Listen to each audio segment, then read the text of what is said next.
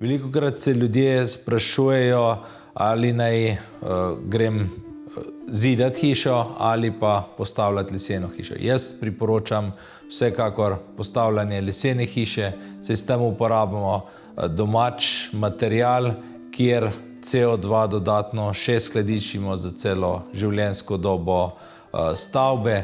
Poleg tega pa tudi bivanjske udobje je bistveno boljše v leseni hiši, kot pa v klasični zidani hiši. Takrat, ko govorimo o leseni fasadi, je vedno les tisti viden material, katerega uporabljamo na fasadi. Lahko se uporablja za podkonstrukcije tudi kakšne kovinske profile, vendar viden del je vedno lesena obloga.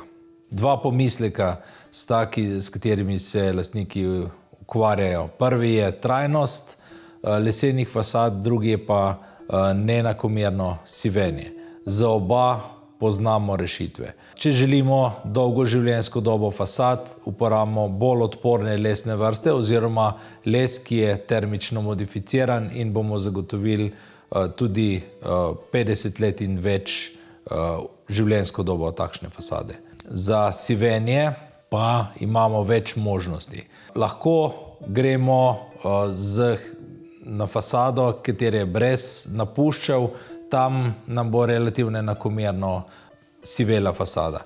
Potem drugi je še boljša možnost je, da obdelamo les s pripravki za pospešeno sivenje in tako že v enem tednu dobimo barvo sivo, taka kot bi bila čez 5-10 let in, kar je še najpomembnejše, na vseh straneh neba in tudi tam, kjer prihaja bolj do izpiranja in kjer je zgolj samo sončno obsevanje, imamo enak odtenek barve, tako da s tem zagotovimo to enakomernost. Izdelavo lesene fasade priporočam domače lesne vrste. Smrekovino, bor, predvsem iglavci so zelo primerni. Če imamo pa fasade, ki so bolj izpostavljene, recimo pri hišah brez napuščav, pa zagotovo priporočam termično modificirano smrekovino ali pa termično modificiran topol.